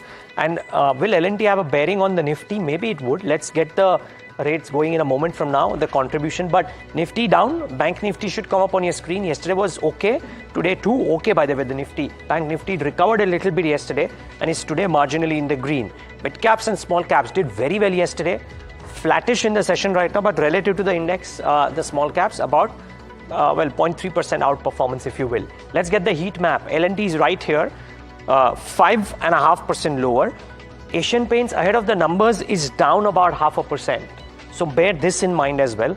There is weakness in Tech Mahindra and Tata Consumer as well in the session today, as is Eicher Motors looking slightly wobbly. But it's L&T which is the key draw on the downside, along with maybe an Eicher and an Asian Paints. On the gaining side though, and a lot of green on the screen, by the way, even if the index is flat, HCL Tech top gainer with the CLSA upgrade there. Bajaj Auto follows up, M&M follows up, Hero follows up. So autos had a strong day yesterday and autos have a strong day today. SBI ahead of the results is up about 0.5%. Shrikant has a long call there. There is Adani Enterprises in the green. There is Bharti in the green. There is NTPC in the green. But frankly, on the index, Samina, maybe autos as a pack on the upside and L&T as a stock on the downside are the only ones which are kind of standing out in trade in the large caps at least. And I don't think across the broader markets there's nothing standing out except for SKF, which we'll talk to you about in a minute. But broader markets is also what you want to keep a very close eye out on, largely because that was a space that has been seeing some traction. And in yesterday's trade as well, when the benchmark didn't do much, it was the broader markets that outperformed. And as you see it, the Nifty Midcap trading with a slight positive bias. It is the small and the micro cap stocks that, remember, is where you see a lot more action. Let's pull up a couple of those stocks that are going to be impacted and reacting to news flow. Manappuram and Muthoot, both of them on our radar this morning. The RBI has a written advisory note to few gold loan NBFCs, where they've asked the NBFC to not exceed cash disbursement limit, and that means both these counters that have been doing quite well recently are taking it to the chin. Muthoot is down 8% and Manappuram is down about 6%. Bank of Baroda, let's pull that one up and see what it's getting up to. It's a very good move, 3.5% higher this morning as the RBI's lift curbs on Bank of Baroda's Bob World app. Restrictions were lifted with immediate effect and the bank will resume onboarding new customers to the Bob World app. In the times when the regulator is cracking the whip on banks on back of their tech, this is good news coming for Bank of Baroda, and the stock doing exactly what it should, is reacting positively, 3.5% higher on Bank of Baroda. BSC, I want to pull that one up. Earnings operationally look good, but they had to take that hit of about 169 crores on back of the provision being made on back of new norms. Markets are choosing to look beyond that, like we had said to you. They're viewing it as a glass half empty, only because the stock has already corrected and it's in the price from the way you see it. BSC reacting well, up 2% in trade this morning on back of operational good performance. Kirloskar Oil beat on that, and we called this out this morning with the stock would be doing quite well. Kirloskar, SKF both looking good on back of good earnings. Kirloskar up 11%, SKF also on back of that. Revenue up 10%, margins are massively up about 250 basis points, and profits are up about 42%. Godrej Agrovet and GSPL, if we can pull those one up. Earnings reaction flat so far, but this could become very well trades of the day, where you see a flat start, but the margins are so solid that you may see some buying coming in over the next couple of hours of trade. Below estimate, you had Kalpataru Projects, Bajaj Consumer and Piramal Enterprise. Numbers there were a huge disappointment. Bajaj is down 4%, Piramal is down 6%, Kalpataru is down about 1.5%. So this morning is about earnings and notifications from the RBI, Niraj, and I think that's what's going to keep us busy. Certainly, and you're right. On the NSE 500, by the way, the top two losers are Muthoot and Manappuram Finance, and then Piramal is a close third, L&T is the fourth. So in some sense, it's all about news flow, and Westlife continues falling from yesterday's session. By the way, Tata Power is also down about 2.5% in trade. So that's the clutch of names that stand out. Opening thoughts from our experts. Shrikant, I'll first come to you. Anything that stands out, and a word on Manappuram and Muthoot. 2% down yesterday, 6% down today. Then I'll take a fundamental view on the same with Sunny. But first, the technicals. Yeah, Niraj, if we go through with Muthoot Finance and Manappuram, then both these stocks are like, I'm going to say, into complex pattern. It is very difficult to forecast anything like how they are forming and which type of formation they are forming. So broadly, we are of the view that it is like better to stay away from taking any positions because they are into news flow, and because of that, I think the stock is volatile over and above. But yes, if we just go through with the long-term pattern, then close to 160, the stock is having excellent support for Manappuram. If we just go through with other stocks in the today's market, then in that, as you mentioned, auto stocks are really doing well. In that, Hero Motors has crossed its technical resistance level.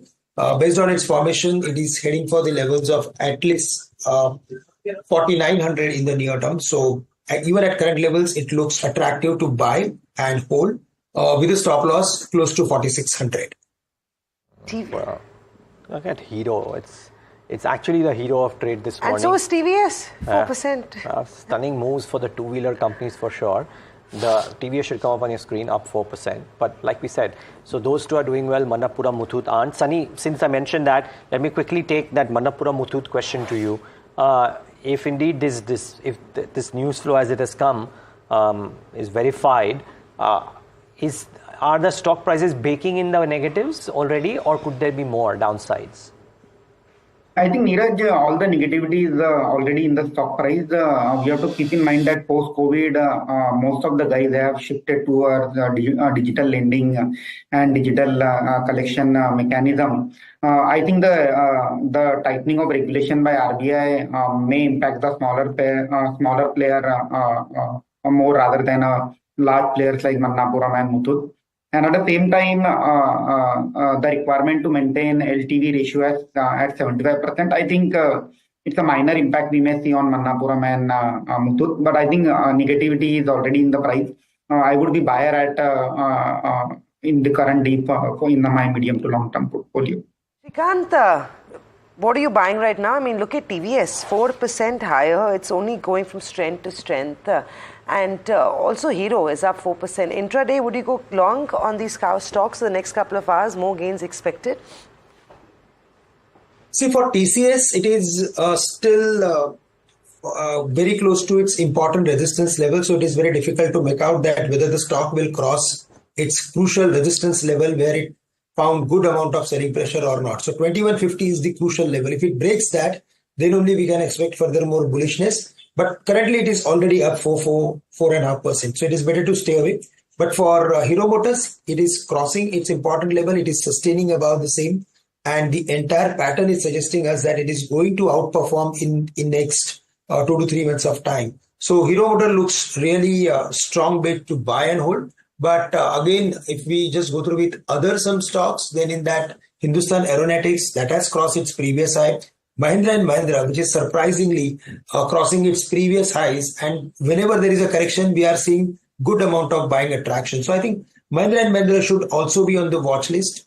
It is heading for the levels of at least 2,500. Tata Motors looks like it could do a sweet little pullback today after declining for the for most part of this week, actually. Yeah, technically it is forming some consolidation formation since last 3 months. It is not crossing the level of 1,050, 1,060 convincingly, but at the same time, it is finding support whenever there is a correction in the stock, somewhere close to 970, 980.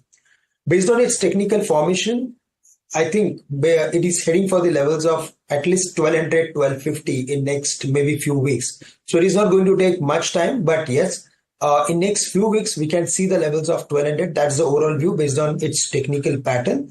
And stop loss is somewhere close to 970, 980, which is very nearby. So it's a great risk reward ratio to buy and hold with a view of next few weeks. Okay, the L&T impact is being felt on others as well. BHEL, for example, is also down about a couple of percentage points. So watch out for that one. Sunny, for somebody who is a long-term investor in these companies, L&T in particular, but maybe even a BHEL, maybe some of the others, is this weakness an opportunity, or would you stay on the sidelines for the time being? Because there's no compulsion to buy an L&T. I mean, you can buy it after a month, month and a half, once the election season is over as well.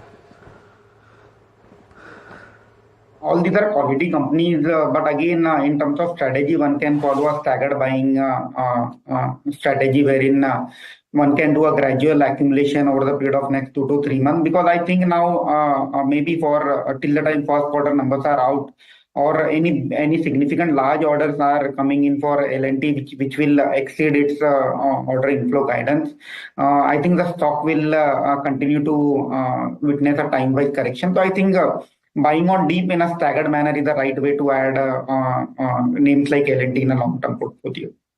in the long-term portfolio, and currently what we're seeing on the stock could be an opportunity to buy. We will of course get some more analysis on those numbers at 9:50, so we will get some perspective going for that too. Apart from that, the markets doing what they do best is seeing some wild swings on a few counters, but other than that, the breadth is not too bad just yet.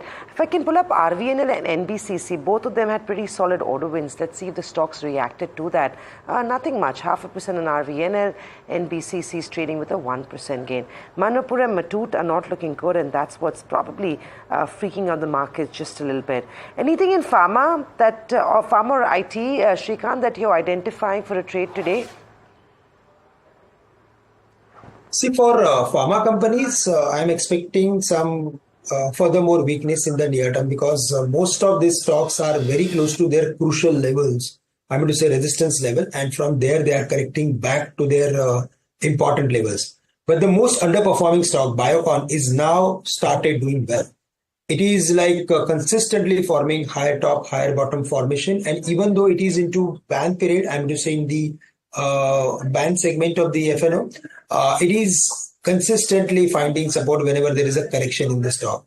I think based on its technical formation, it is heading for the levels of at least 330, 335 in next few days or few weeks. So again, it's a positional buy.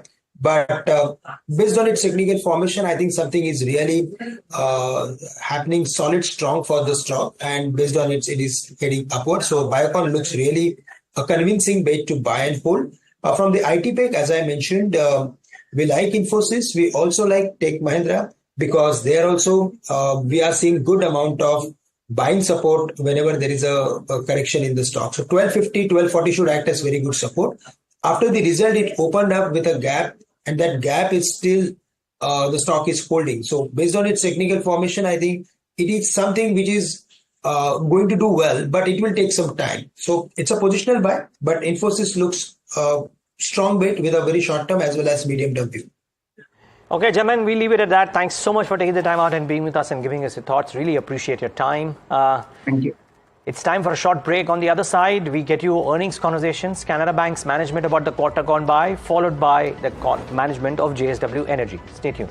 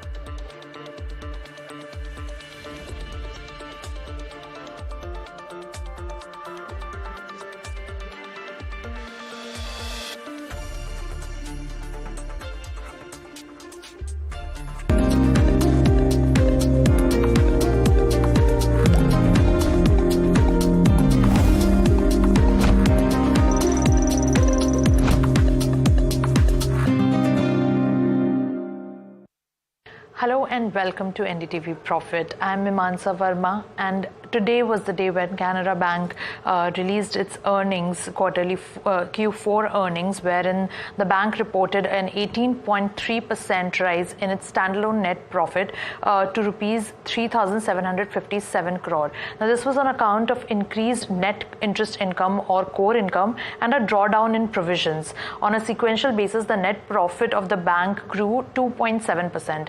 I'm in conversation with Mr. K. Satyanarayana Raju, who is the MD and CEO of Canara Bank, to discuss the quarterly numbers and break down the numbers to discuss. Welcome, sir, and thank you for taking out time to speak with us. So my first question is about the provisions, because of which largely why the net profit has risen so much. The provisions have declined 20% year on year. However, on the sequential basis, the provisions increased by 30.7%. Now, what could be the reason for the sequential rise in provisions, sir?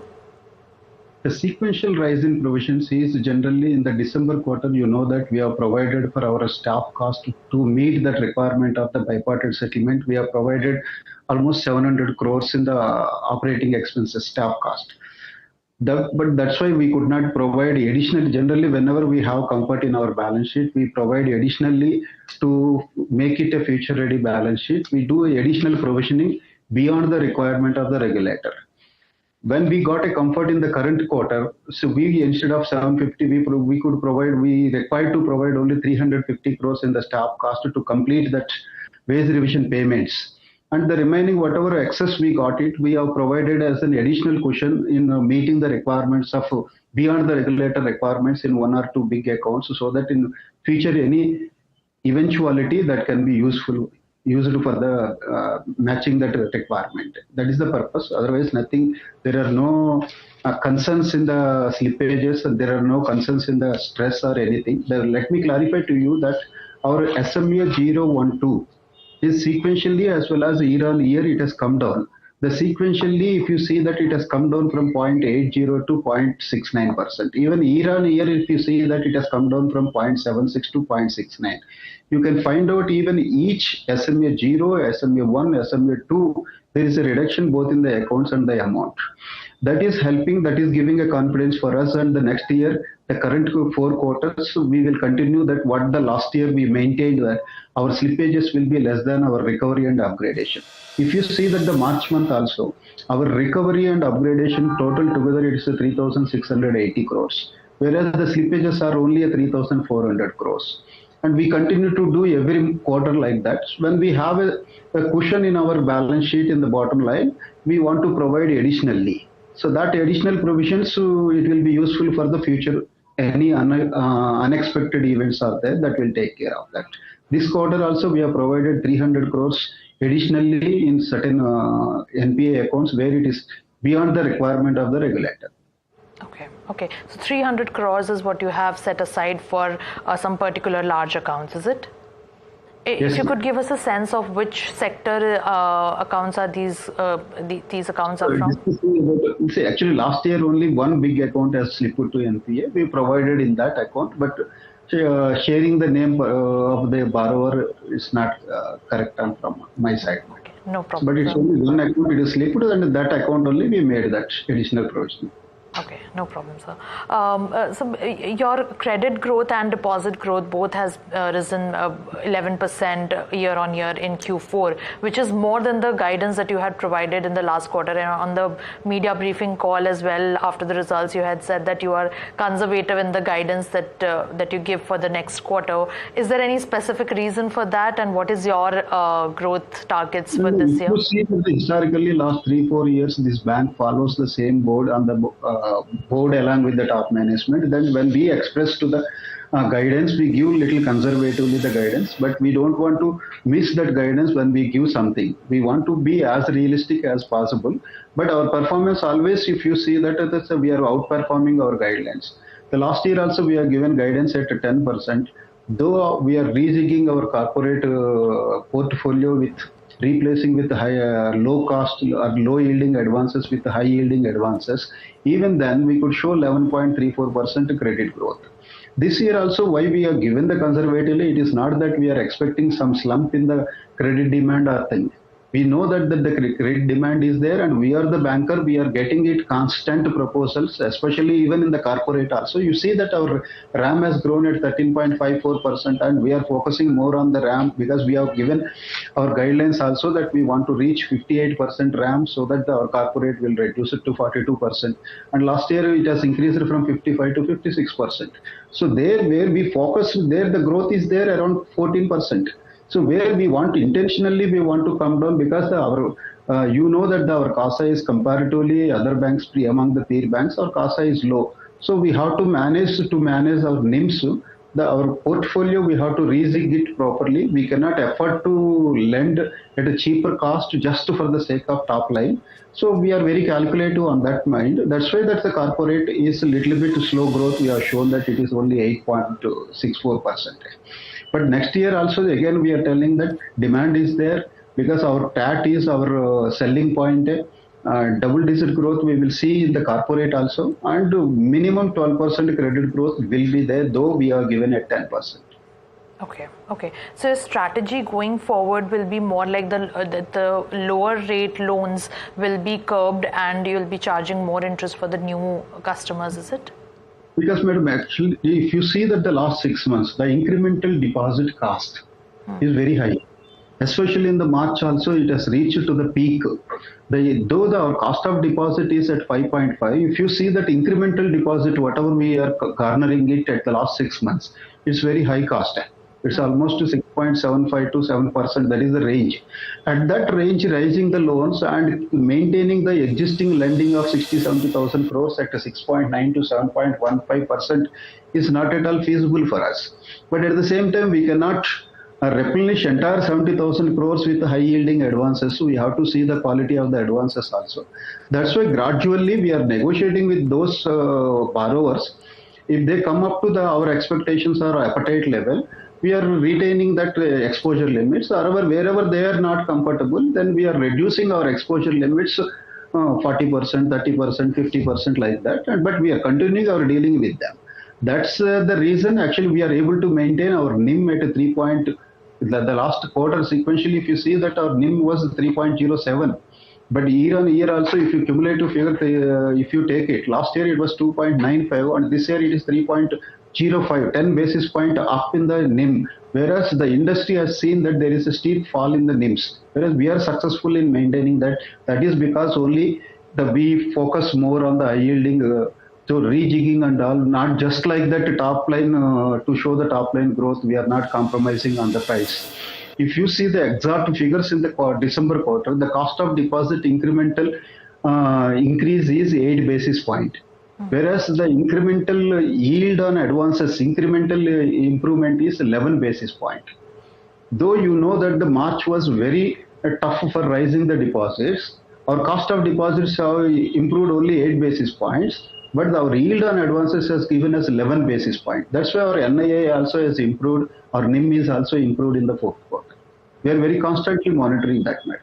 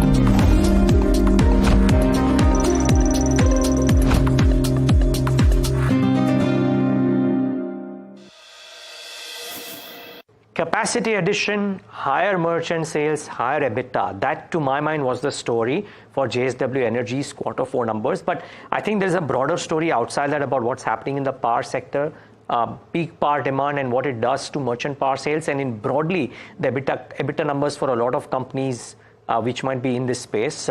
JSW Energy right at the forefront. Let's get in the management to try and talk about the numbers gone by and the outlook ahead. Mr. Sharad Mahindra, he's Joint MD and CEO of JSW Energy, joins us right now on the show. Mr. Mahindra, great having you. We're talking for the first time. Thanks for taking the time out. This is Niraj here. Good morning. Sum up the quarter and the year for us, because it almost seems that what Q4 has shown is a depiction of what could happen for FY25 and 26 as well, arguably. Thank you, Niraj. Yes, I think what you have said exactly, that what Q4 has demonstrated and what last year, we have to understand that how the scenario. First, we will talk in terms of demand. If we see that how the demand is shaping up, demand during the full year has shown a growth of 7.5% over a larger base of FY23. And also in Q4, also demand was almost the same at 7.4%. And this continues because April numbers have been out, and we know that in April, the demand growth has been close to 11%.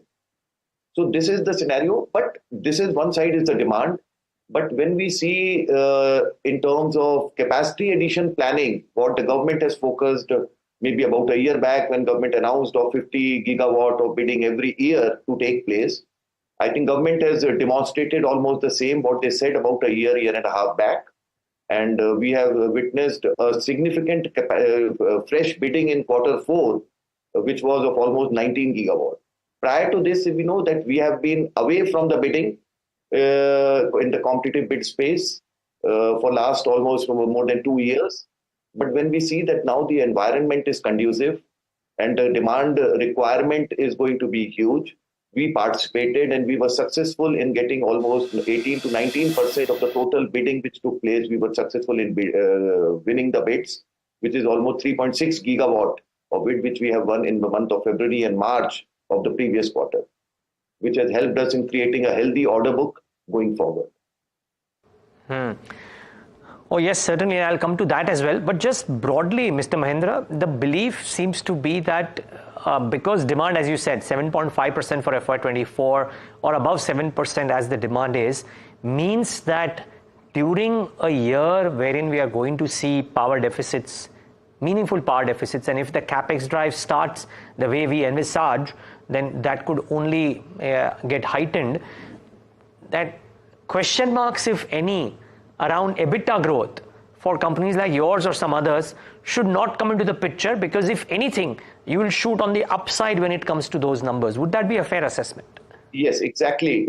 Absolutely right. In fact, the peak demand, when you say the kind of demand growth which is there, if we compare with past few years back when the demand growth was being met by thermal, we have to remember that if there is, in energy terms, there is a demand growth, like about 1625 billion unit was the demand last year.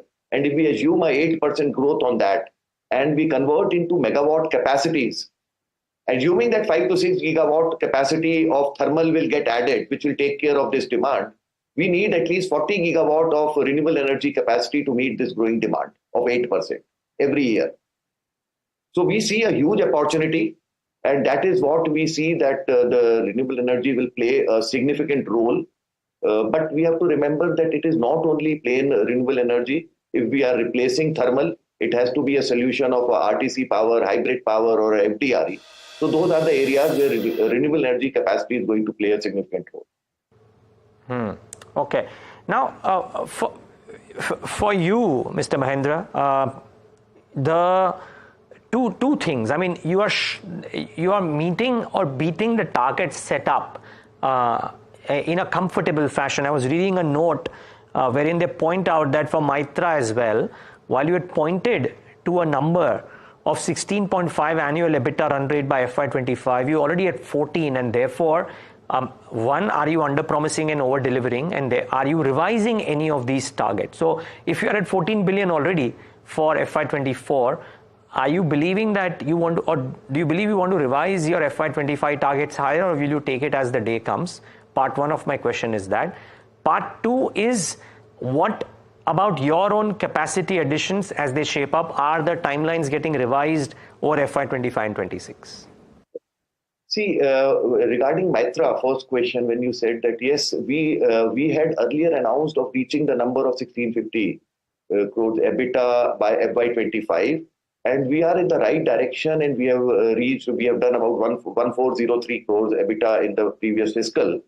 This all has been possible on the various steps in terms of ensuring and improving the efficiency or operational efficiency and ensuring the increased availability of the machines. So that is why this is looking a very significant increase, but we have been successful in increasing the availability both of wind and solar. Last year, we have to remember that Q4 has been a low wind season than what is normally anticipated and normally happens, January Q4 of last fiscal. So otherwise, this would have been slightly more, and we would have been slightly higher than what we have delivered. But 1650 is a reasonable number that we will be achieving to have the maximum efficiency from the available assets. Going forward, maybe this may not be the best time to tell, but we are exploring of more optimum utilization of the existing capacities which are there in Mytrah assets, that if we can increase the capacities by using some of the assets which we are identifying, can be utilized even with higher capacities. So whether it is in terms of transmission capacity or whether it is the substation capacities. So with that, we are looking towards that maybe some optimization going forward may possible. Then we will be in a position to, if in case there is any revision in number is required. And our focus through these increased capacities, if possible, in Mytrah assets is in the CNI space where we are not present in a big way. Okay, but wouldn't the higher merchant rates in any fashion help you beat these targets? You're saying that you are in the right direction. That is evident, sir. The question is, can you beat the numbers that were believed to be? Wouldn't higher merchant rates help you do that for FY25? See, the thing is that merchant rates are something which is very, very dynamic. We cannot assume that it will continue. The demand is good. The price in the merchant market. If we see that, we see an upside on that. But if you see the total out of our total capacity is only 15%, which is the open capacity. True. Which sell in the merchant market. So as and when the opportunity comes, and with the coal cost, especially from the thermal side, if we talk of, and the coal costs which are at a reasonably low level, if that persists, definitely the margins are going to be good. But this is something which is very dynamic and very difficult to estimate. And we have to wait and see as the things progress. Got it. Fair call.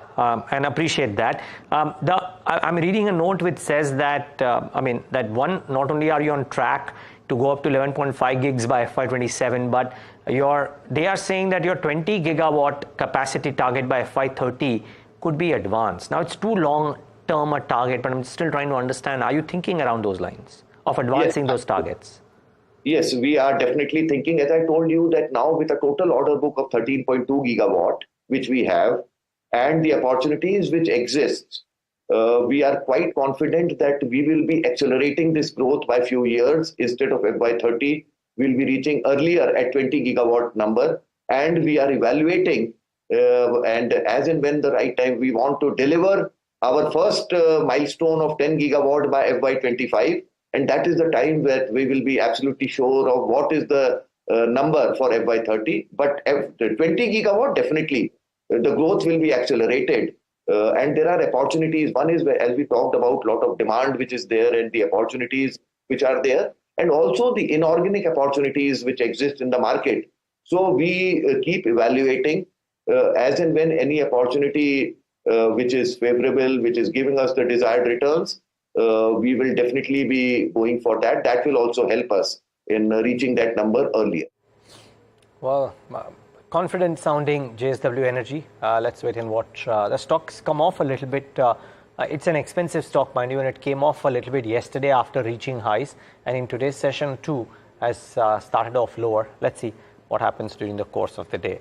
By the way, just very quickly before we move on, some stocks to mark. Adani Power is up about 6%. And in fact, if you look at the whole set of Adani Group stocks, I don't know if this got to do with PM Modi yesterday doing a bit of a retort, right, on the opposition.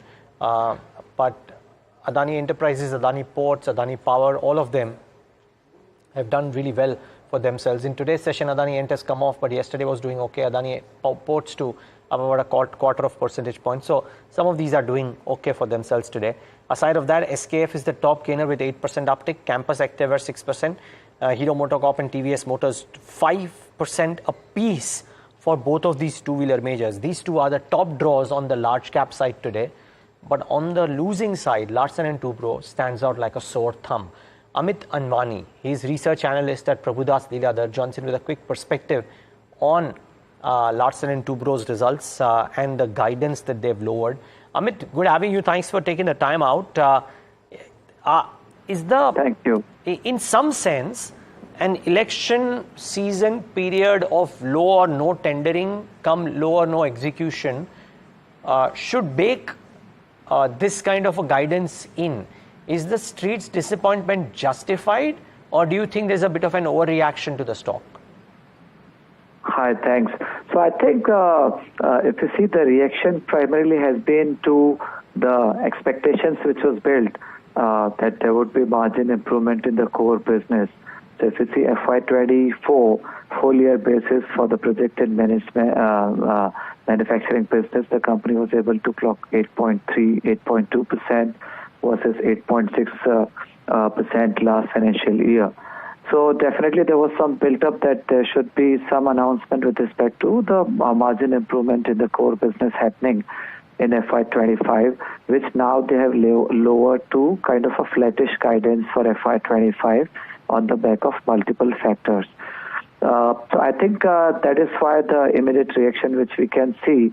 But I think if one take a longer term perspective, despite factoring in the near-term challenges which are arising on multi-front, the geopolitical situation is hampering the supply chain and many other aspects, the legacy projects getting executed, and portfolio mix also changing.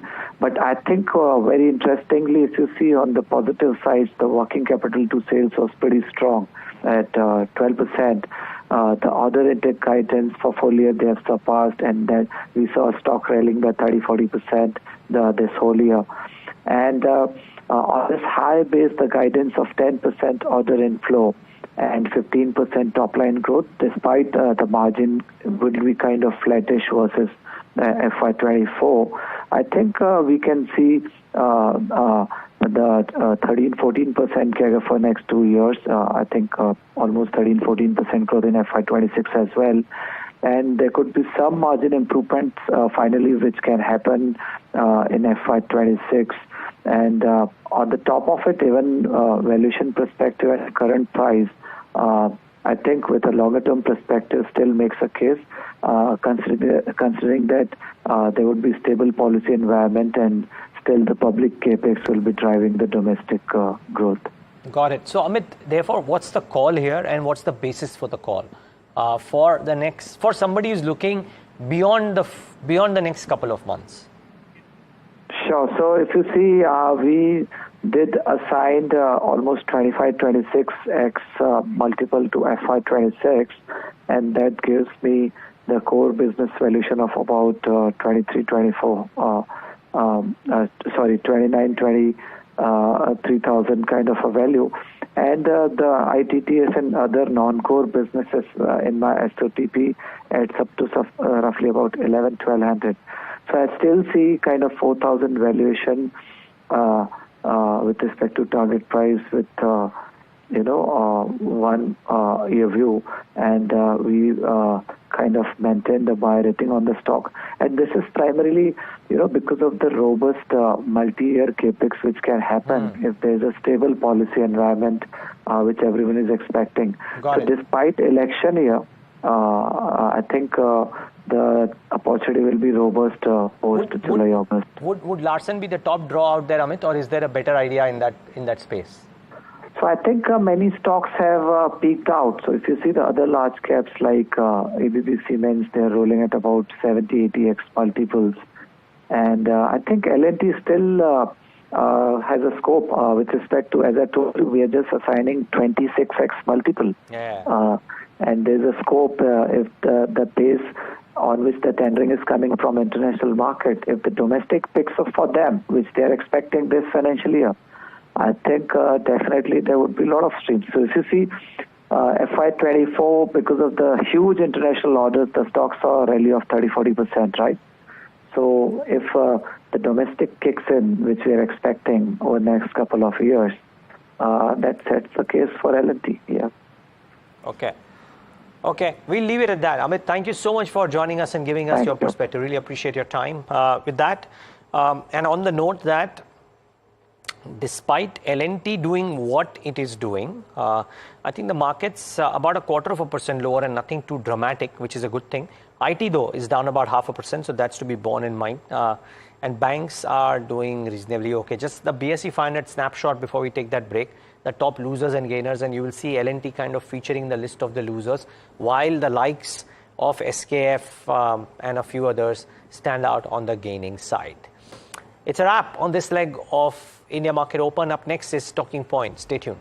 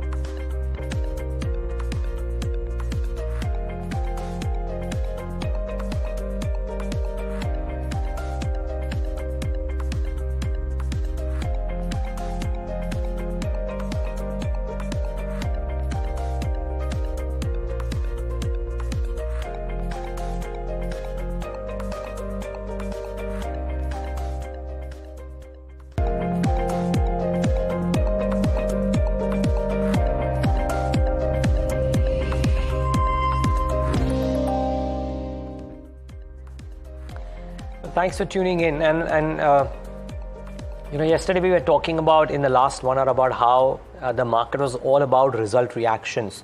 to a Bharat Forge, to a Hero MotoCorp, etc. Today is no different, by the way. While the index is down about 0.33%, there are a clutch of stocks which are reacting to results and reacting well. So I want to start off by talking about SKF, their Q4 numbers. Revenues were up about 10% at 1203 crores. The estimates were 1123. Margins up 247 basis points at 17.72% versus the Bloomberg estimate of 16%. And the PAT up 42% at 175 crores.